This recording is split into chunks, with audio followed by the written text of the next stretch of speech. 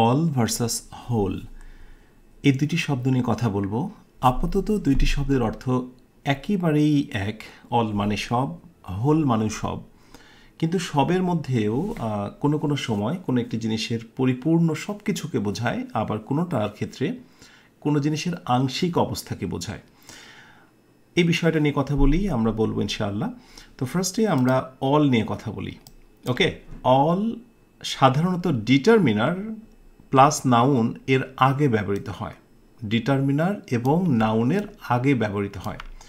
তো শর্টকাটটা ঠিক এরকম, এই যে দেখো ডিটারমিনার মানে আর্টিকেল এবং হচ্ছে নাউন, ঠিক তার আগে অল ব্যবহৃত হয়। So all the students attend the class, সব শিক্ষার্থী ক্লাসে উপস্থিত ছিল। লক্ষ্য করো অল দ্য, এবং এটা না অনেকটা কথা প্রসঙ্গে মুখস্থ করে ফেলার মতো একটি বিষয়। মুখস্থ করতে হবে অল দ্য, ঠিক আছে? অথবা অলের সাথে কোনো কোনো সময় প্রেপোজিশন যুক্ত হয়, যেমন শি ড্র্যাঙ্ক, সে পান করেছিল, all of the water in the বোতল, অর্থাৎ বোতলের সব কিছু সে পান করেছিল, অল অফ। ওকে, সো আমি চাইবো যে এই জিনিসটা তোমাদের যেন ঠোঁটস্থ মুখস্থ হয়ে যায়, অল দ্য অথবা অল অফ। দ্যাট মিনস অলের সঙ্গে একটা ডিটারমিনার বসবে, কিন্তু সব ডিটারমিনার নয়, কোনটা বসে না সেটাও আমি সবশেষে দেখাবো। পাশাপাশি আরেকটি তথ্য মনে রাখতে হবে অলের ক্ষেত্রে, যে আনকাউন্টেবল নাউনের ক্ষেত্রে অল ব্যবহৃত হয়, হোল কখনোই আনকাউন্টেবলের জন্য ব্যবহৃত হয় না। অল সর্বদাই আনকাউন্টেবলের জন্য ব্যবহৃত হয়। আর আনকাউন্টেবল নাউনের তো একটা লিস্ট আছেই, তোমরা জানো, অ্যাডভাইস, লাগেজ, ইকুইপমেন্ট, ডিসিশন, এরকম শব্দগুলো, এগুলোর ক্ষেত্রেও অল ব্যবহৃত হয়। বাট একটাই কথা, all the advice, all the equipment. Clear? আশা করি অলের পর যে ডিটারমিনার বসে এটাই তুমি অভ্যস্ত হয়েছ। আবার আরেকটি ক্ষেত্রে, যে প্লুরাল নাউনের ক্ষেত্রেও অল ব্যবহৃত হয়, এবং তাই এর আগেও দেখেছ অল দ্য স্টুডেন্টস, কখনোই অল দ্য স্টুডেন্ট হবে না। একইভাবে অল দ্য অ্যাক্টর্স, তার মানে অলের পরে আমরা যে নাউনটা নেব সেই নাউনটা হবে হয় কাউন্টেবল প্লুরাল অথবা আনকাউন্টেবল। আমি আবার রিপিট করছি, অলের পরে নাউনটি হবে কাউন্টেবল প্লুরাল অথবা আনকাউন্টেবল। ওকে, এবং পাশাপাশি আরেকটি তথ্য দিয়ে রাখি যে অল কিন্তু বাক্যের সাবজেক্ট হতে পারে বা সেটি প্রোনাউন হতে পারে, কিন্তু হোল কখনোই হতে পারে না। সো তোমরা এরকম অনেক বাক্য দেখবে যে অল ইজ গুড অথবা অল আর কারেক্ট, বাট কোনো বাক্যের শুরুতেই তুমি হোল সাবজেক্ট হিসেবে দেখবে না, কারণ একটাই, অল প্রোনাউন হতে পারে কিন্তু হোল কখনো প্রোনাউন হতে পারে না। আচ্ছা, এবার আমরা হোল নিয়ে কিছু ইনফরমেশন দেখি।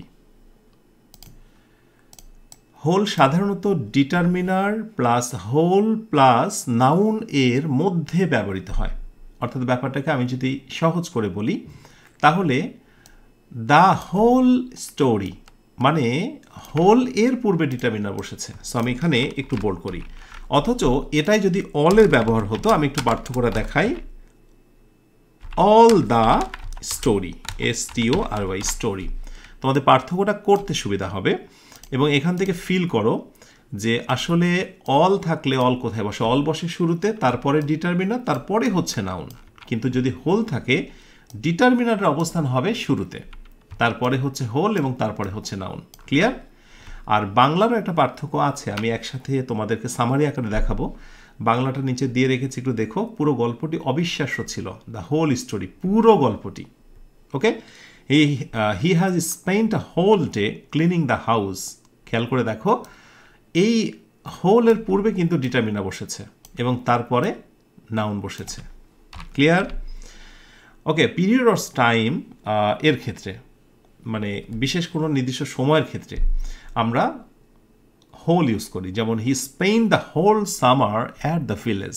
দেখো, দ্য হোল সামার, তুমি কোনোভাবে এখানে অল দ্য ব্যবহার করতে পারবে না। সহজ কথায় অলের ব্যবহার করতে পারবে না যদি সেটা কোনো সময়কে বোঝায়।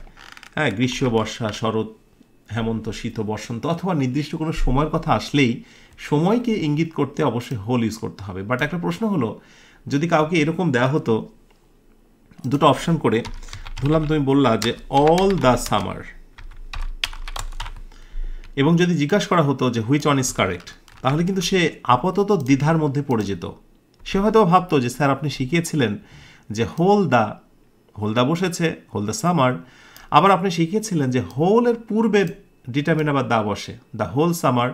নর্মালি স্ট্রাকচার অনুযায়ী কিন্তু দুইটা ফ্রেজই ঠিক আছে, কিন্তু অ্যাকচুয়ালি সময়ের সাথে বসেটাকে, ইয়াস, সেটি হচ্ছে হোল। সেই দিক থেকে রাইট উত্তর হচ্ছে he spend the whole summer, all the summer নয়, দ্য হোল সামার। বুঝেছ? এই জিনিসগুলো জানতে হবে। কমন মিস্টেক্স ইন ইংলিশ খুবই গুরুত্বপূর্ণ বিষয়। এরপরে কাউন্টেবল সিঙ্গুলার নাউনের ক্ষেত্রে, কাউন্টেবল সিঙ্গুলার, মনে করে দেখো অল কিন্তু কখনোই সিঙ্গুলারের জন্য বসতে পারেনি। বুঝেছ? যেমন he has eaten the whole apple, সে পুরো আপেলটি খেয়েছিল, সে পুরো আপেলটি খেয়েছিল। খেয়াল করে দেখো একটু, আমি আপেলটাকে সিঙ্গুলার করতে পেরেছি, কিন্তু প্রক্ষান্তরে আমি যদি এখানে অলকে টেনে নিয়ে আসি, আমি অলটাকে নিয়ে আসি একটু, তাহলে আমাকে বলতে হতো অল দ্য অ্যাপেল, বলতে পারতাম না, এর সঙ্গে একটা এস যুক্ত করতে হতো। ক্লিয়ার? আশা করে বুঝেছ যে হোল একটা সিঙ্গুলার নাউনকে রিপ্রেজেন্ট করে বা সিঙ্গুলারে পূর্বে বসতে পারে, অন্যদিকে অল বসলেই সে নাউনটা কি হয়ে যাবে? প্লুরাল হবে, অথবা কি হবে? আনকাউন্টেবল হবে। বুঝেছ? আচ্ছা, এখানে একটু রেড করে রাখি যদি নজরে পড়ে। একইভাবে এই was the whole movie without a break. দেখো আমি কিন্তু মুভিজ বলিনি, মুভি বলেছি, অর্থাৎ হোলের পরে সিঙ্গুলার বসতে পারে। ব্যাস, এই মোটামুটি অল এবং হোল নিয়ে বিস্তারিত কথা। এবার এক নজরে অল এবং হোল এই দুইটাকে আমরা টেবিল আকারে একটু দেখি, সাথে গুরুত্বপূর্ণ একটা সতর্ক বাণীও দেব তোমাদের।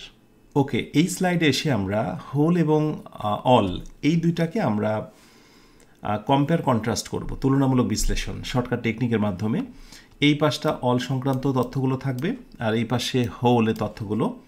সো অল ডিটারমিনার, তারপরে হচ্ছে নাউন, যেটা আমরা দেখেছি all the books. Okay, all অবশ্যই বসবে, তারপর ডিটারমিনার দা বসবে, তারপরে হচ্ছে নাউন, এবং নাউনটা plural.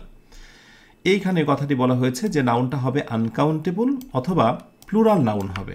So all the advice, এই যে আনকাউন্টেবল নাউন, ঠিক আছে। আর আমরা যদি হোলের কথা বলি তাহলে ডিটারমিনার, তারপরে হোল, তারপরে নাউন, যেটা আমরা দেখেছি দ্য হোল বুক। আর এটা সিঙ্গুলার নাউনকে রিপ্রেজেন্ট করে, দ্য হোল স্টোরি। তো যদি আমি কোনোভাবে অল দ্য স্টোরি বলতাম তখন all the stories, the whole book বলতে হবে all the books. So whole singular নাউনকে রিপ্রেজেন্ট করে, আর অল প্লুরাল এবং আনকাউন্টেবল নাউনকে রিপ্রেজেন্ট করে। আচ্ছা, সাথে বোনাস ইনফরমেশন হিসেবে গুরুত্বপূর্ণ দুইটা তথ্য দেখে নাও।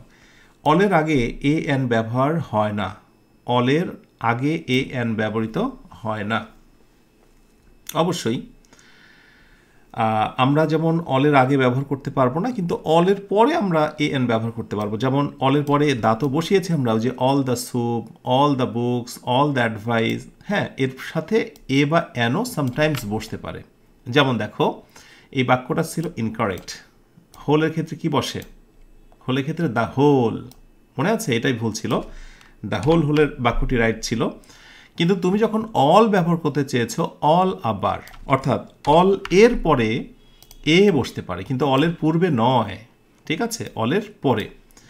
আবার হোলের আগে দাকে কোনোভাবেই বাদ দেওয়া যায় না, তুমি কোনোভাবেই বলতে পারো না। যেমন এই বাক্যটা দেখো, we travel throughout the whole country. Yes, হোলের পূর্বে অবশ্যই দা বসবে, এটাই সত্য, কিন্তু তুমি বলতে পারবে না we travel throughout whole country. তো কোনোভাবেই হোলের পূর্বে দাকে অ্যাভয়েড করতে পারবে না। জাস্ট এটা হচ্ছে রেস্ট্রিকশনস, যে কোনগুলো দিতে হবে বা কোনগুলো দিতে হবে না। সো আশা করি বুঝে নিয়েছ, হোল মানে সব কিছু, আর অল মানে সব কিছু, আর হোল মানে পুরো কিছুকে বোঝায়। অর্থটা প্রায় কাছাকাছি হলেও ব্যাকরণগত গ্রামাটিক্যাল ইস্যুতে বেশ কিছু ভিন্নতা রয়েছে। আমি বিশ্বাস রাখি এগুলোই হচ্ছে কোর অফ ইংলিশ গ্রামার। ইংরেজি গ্রামারে এগুলো হচ্ছে প্রাণ, একেবারে হার্ট। এই কমন মিস্টেক্স ইন ইংলিশ, এগুলো যখন তুমি কন্ট্রোলে নিয়ে আসতে পারবে, ছোটোখাটো এই বিষয়গুলো, তখন তোমার ফ্রি হ্যান্ড রাইটিংয়েই বলি বা ইংরেজির ক্ষেত্রেই বলি, চমৎকার একটা পারফরমেন্স তৈরি হয়ে যাবে। তাহলে আজ এ পর্যন্তই। ইনশাআল্লাহ পরবর্তী লেসনে নতুন কোনো টপিক নিয়ে হাজির হয়ে যাব। তোমরা সবাই অনেক ভালো থেকো। আসসালামু আলাইকুম ওয়া রাহমাতুল্লাহ।